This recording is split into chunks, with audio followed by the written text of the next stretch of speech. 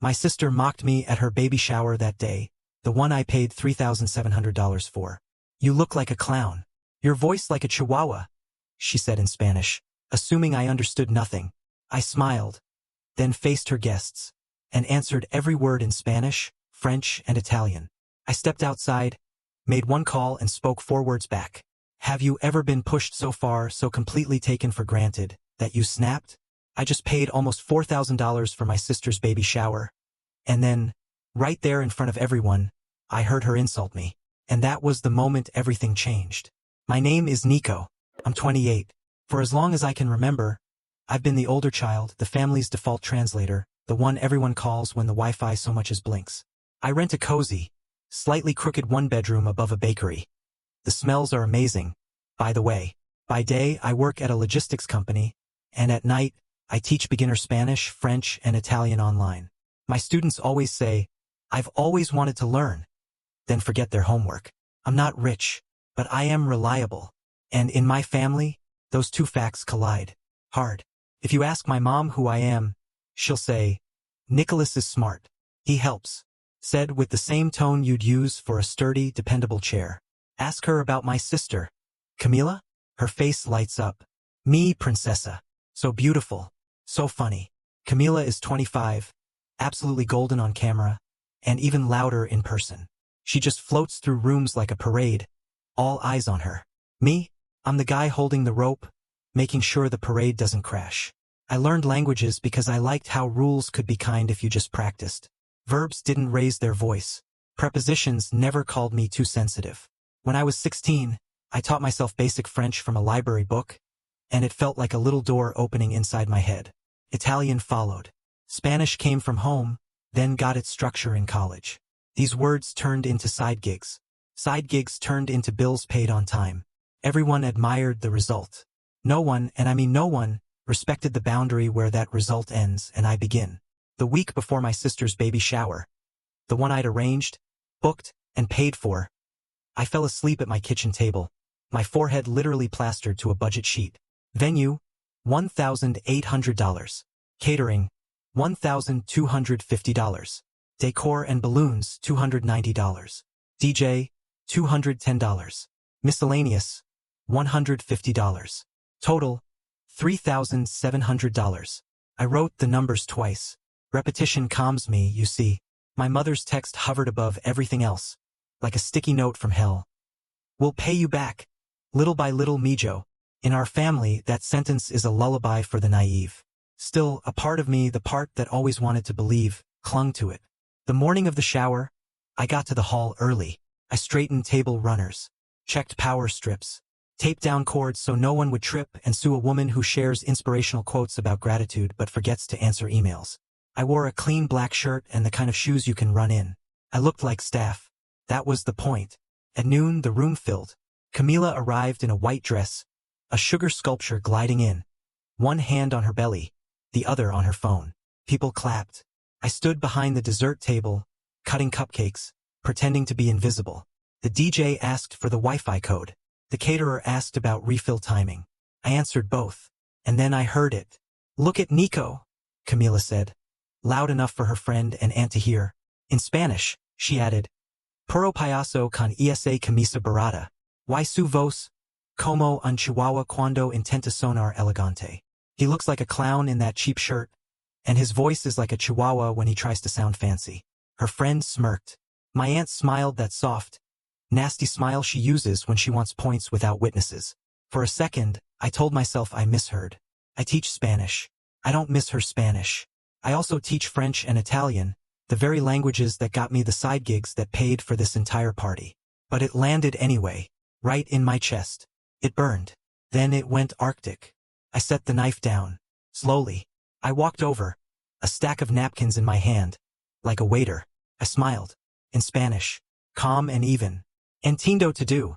Incluso cuando la gente confunde generosidad con servidumbre. I understand everything, including when people confuse generosity with servitude. Their eyebrows moved like birds startled mid-flight. I turned to the guests behind them who were starting to notice and said it again, first in French, then in Italian. No drama, just sound. The room seemed to hiccup. The DJ lowered the volume like the music itself was guilty. My mother's jaw set in that tight, churchy line. You know the one. The one that screams. Don't you dare. I didn't dare. I lifted a tray, handed out cupcakes, and let the moment settle inside me like a small, heavy stone in my pocket. An hour later, after photos where I was just a shadow holding the ring light, not a brother, I stepped outside to the covered entryway. The air was cool. The concrete smelled like rain that never came. My phone buzzed with a pending charge for $410, labeled Extras. I scrolled to the venue contact. I watched the green call button glow.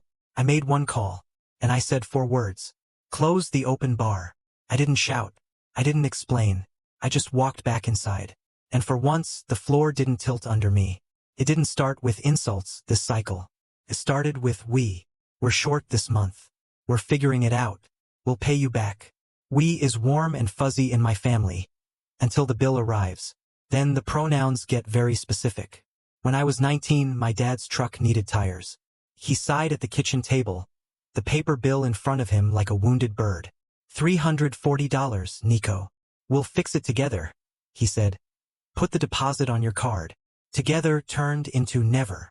Months later, when I asked about repayment, my mother said, don't be an accountant. A joke that wasn't a joke. In college, I commuted. Camila got a dorm because she needed the experience. I woke up at 5 a.m., took 2 buses, worked the library desk, and tutored intro Spanish for $12 an hour at night. Camila joined a sorority, posted photos captioned family over everything, and texted me, can you please? Twice a month. When her rent was late senior year, I wired $600. She sent a voice note with a kiss sound. You're the best. I told myself love is practical. I also told myself a lot of lies. The tiny humiliations wore everyday clothes.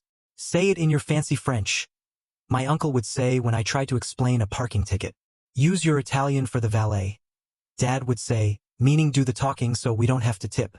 Mom would ask me to translate an entire dental plan phone tree, then roll her eyes when I asked her to write down the policy number. You're so dramatic, she'd say. Just talk. I like talking. I like it more when people listen. My logistics job exists because I speak 3 languages and show up on time.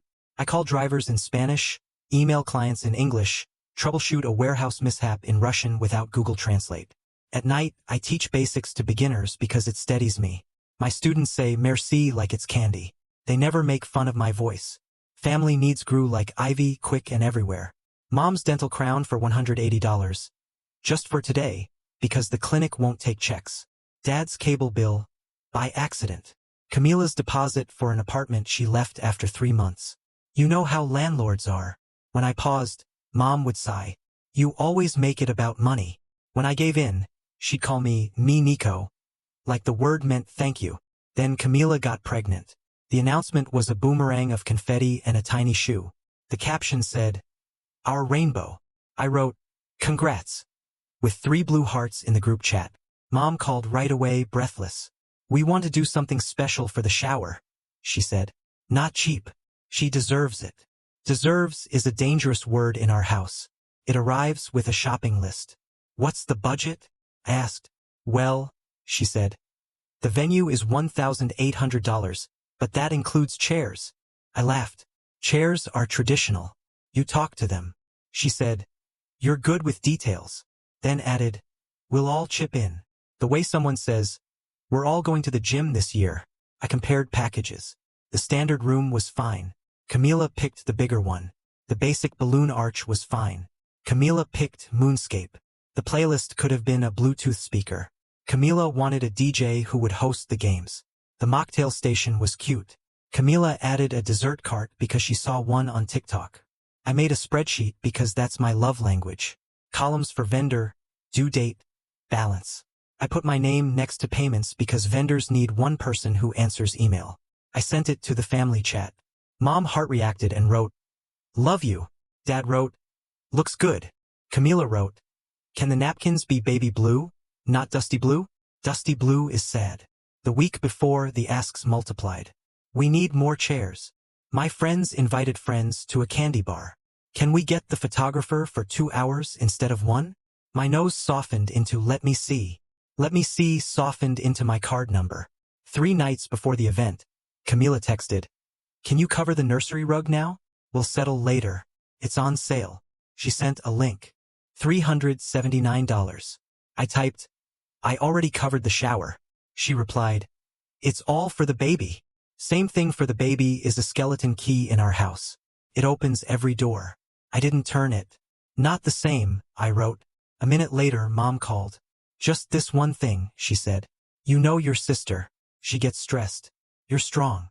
"Being strong doesn't mean being a sponsor," I said. She sighed. "You always make it about money." Then, cheerfully, "The DJ needs the deposit tonight." I had tucked one small boundary into the venue contract.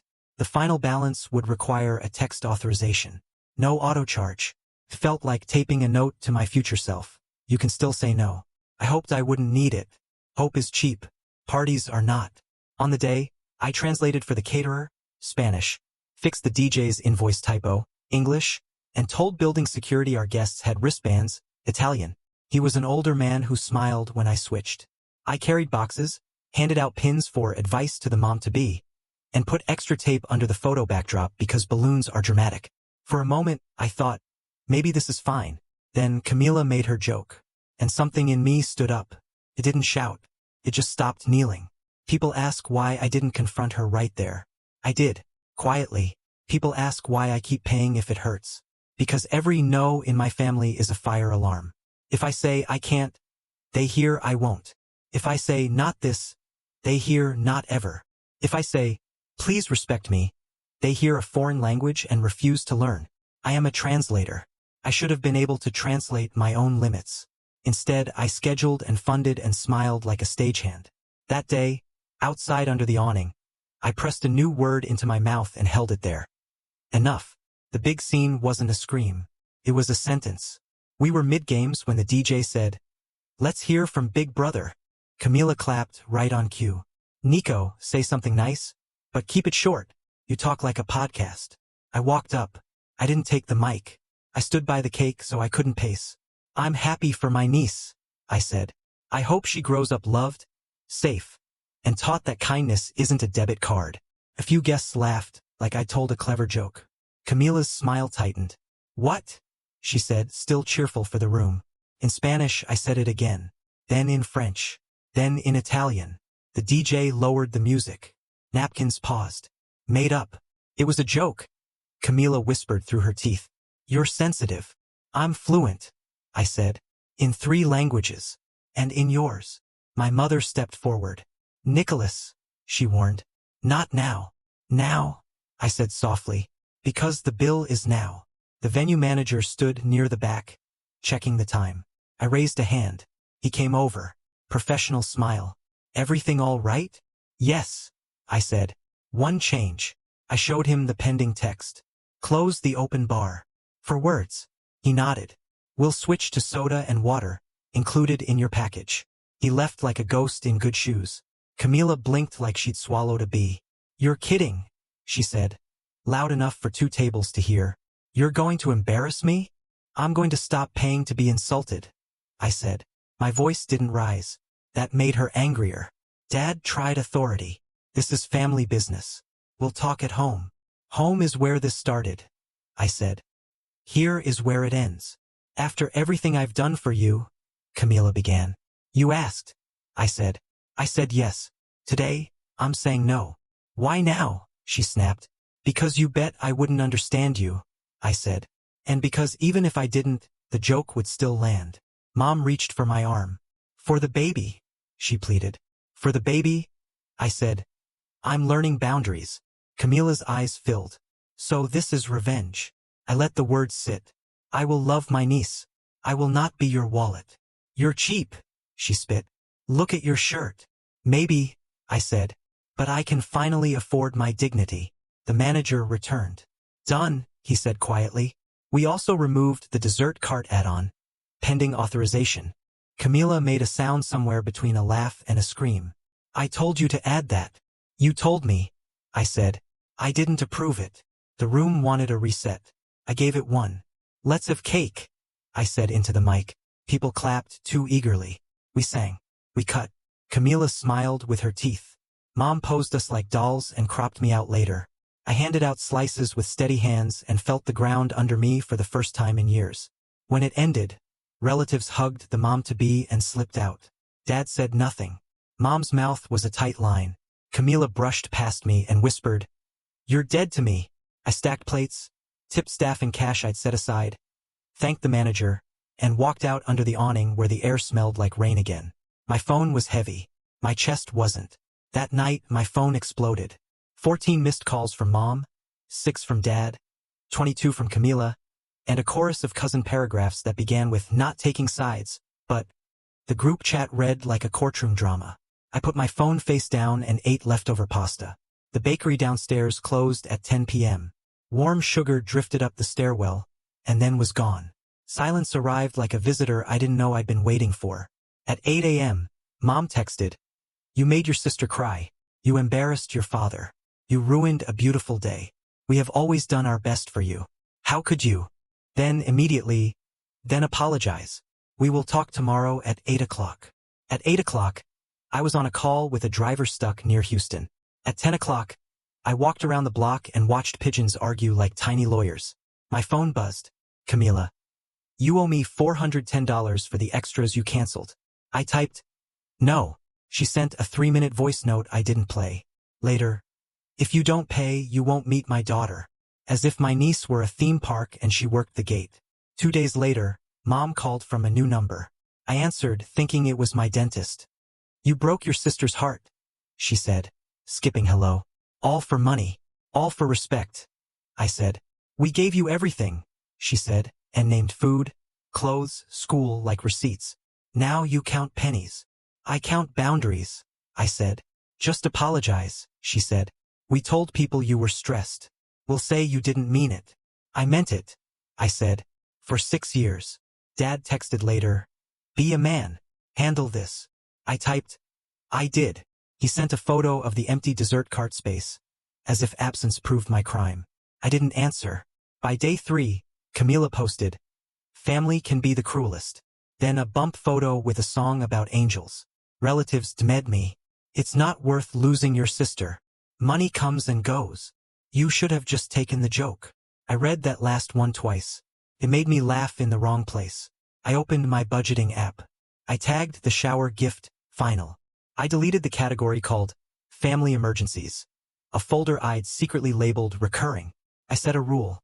No transfers to family without a plan I can afford to treat as a gift. A small line. A different life. New habits grew. Phone on Do Not Disturb at 9 p.m. Sundays for quiet. Lessons planned in a neat stack. My students thanked me without asking for my card. The retired nurse in Toronto said, "You explain things simply." The baker in Dallas sent a photo of macarons that looked like planets. The college kid flirted poorly in Spanish and improved anyway. A week after the shower, Camila called from Dad's phone. "You made me look stupid," she said. "Everyone was talking. I didn't put your joke on a mic." I said, "You know I didn't mean it," she said. "It was humor at my expense," I said. "With my card." "So what?" Her voice sharpened. "You think you're a hero because you know words? You're nothing without us." "That might be true," I said. "But I'm less without me." "What does that even mean?" "It means I won't pay to say the punchline." She called me dramatic, selfish, cruel. She hung up. 10 minutes later, "When the baby is born, don't come." An hour later, "Fine, you can come if you apologize." That night, a registry link with, "We need a crib. If you want to help, now is the time." The crib was $649. I typed, "No." I put my phone face down like a lid on a pot. Mom tried nostalgia. She sent a photo of child me pushing child Camila on a swing. "You loved her then," she wrote. "Love her now." I stared at our faces, small and happy. "I do love her. It would be easier if she were a cartoon villain. She is a person who learned I was safe to lean on until I bent." I used to think love meant bending without counting. Now I think love means bending and also knowing when to sit down. Silence came again. But in our family, silence is never peace. It's planning. Thursday night, Dad called. "Family meeting Sunday." "I won't be there," I said. "Don't be ridiculous," he said. "You live 15 minutes away." "For my time, I set the agenda," I said. He exhaled like a tire losing air. We'll remember this. I hope so, I said. On Sunday, I went to the library. I sat in a sun patch and read a mystery where the bad guy wasn't my guilt. My phone collected 11 missed calls and a flurry of messages about a vote on my apology. I didn't know they could vote on my mouth. My aunt wrote, "If he wants to be difficult." Mom wrote, "We'll give him time." Camila wrote, "He'll crawl back." I closed the thread and checked out another book. Work felt lighter. Maybe I just stopped dragging a sack labeled family across every task. I ate breakfast sitting down. I watched a movie without pausing to fight. I heard my own thoughts without their echo. A month later, my niece was born. I learned from a photo in the group chat. A tiny pink face, a hat with a bow. "Welcome, Valentina," the caption said. No call, no direct text. I stared until my eyes hurt, then typed, "Congrats. I hope you're both healthy." She read it. She didn't reply. 2 days later, "Mom, we'll allow you to meet the baby when you're ready to apologize. Allow like a permit." I wrote back, "I'll meet her when you can speak to me with respect. No apologies will be traded for basic decency." Dad followed with, "Family is everything." I typed, "Family is not a license." I started therapy. The first time the counselor asked, "What do you want?" Not what I wanted them to do, but what I wanted to do. I stared at the ceiling. "I want quiet," I said. "I want to pick a onesie and put it in a drawer and wait until I can hand it over without also handing over my spine." She smiled. "Then do that." I bought a small cotton onesie with little moons. I put it in my sock drawer. I wrote a card to a baby who can't read, from Uncle Nico. "I'll see you when the adults grow up." Felt dramatic and true. Kept it. Camila posted the registry again. I scrolled. Closed it. I cooked rice and beans and a fried egg and ate by the open window. The night air was kind. The bakery downstairs started early. Sugar drifted up and didn't ask me for anything. My routine became mine. Mondays, work, 2 lessons, laundry. Tuesdays, walk after dinner, 20 minutes of Italian news. Wednesdays, therapy. Thursdays, call with my friend Rena, who asks, "What did you do for you this week?" Fridays, a movie. Saturdays, sleep. Sundays, library. Meal prep, silence. They still texted sometimes. "Baptism meeting tonight. Bring paper towels if you come. Your cousin needs help moving." I didn't go. I didn't carry. My heart still kicked like a rabbit each time, then calmed. Kept calming sooner. The best sign of change wasn't a speech. It was pouring coffee one morning and hearing myself say out loud, "You can be kind and also done." 2 months after Valentina's birth, Camila texted at 11:42 p.m. "Pediatrician tomorrow? I'm scared." For one blue lip minute, I was just her brother. Then, "Can you send $200 for copay and gas?" The spell broke. I typed, "I hope everything goes well. I can't send money. I can call and help you ask questions in Spanish if you want." 3 dots. Nothing. Then, forget it. I didn't forget. I lay awake and did not invent disasters, which counts as growth. In the morning, "How did it go?" Hours later, "Fine." Then, "I don't need your charity." I didn't reply. I didn't know the fight. A week later, Mom called. "Baptism is next month," she said. "Your godfather. You will pay for the luncheon. It's tradition." "It's your tradition," I said. "Mine is new." "What does that mean?" "It means I'll come if I'm invited with respect. I'll bring a gift. I won't pay. I won't be your errand boy." "You're impossible," she said. "I'm warm to the right people," I said. "I'm done funding disrespect." I went to the baptism. I stood in the back. I held Valentina for 20 seconds while Camila fixed a ribbon. I didn't pose for their photos. I took one picture for myself. A blur of a sleepy baby and a white sleeve. At the luncheon, I paid for my meal, hugged one cousin who said, "Proud of you, man," in a small voice, and left early. The sky wasn't impressed. It was just blue. The bakery downstairs still smelled like sugar. They didn't deliver a grand apology. They delivered space. Space to breathe, to think, to name what I want. I want to love my niece. I want to see her without paying admission. I want to be the uncle who sits on the floor and listens. I can wait. If you're looking for a lesson, it fits on my fridge under a magnet shaped like a moon. I won't pay to be disrespected. That's it. That's the line. Took me years to write. Fits in one breath. This wasn't revenge. This was closure. I didn't burn bridges. I put tolls on them. The toll is simple. Speak to me with respect, or cross somewhere else. My name is Nico. I'm 28.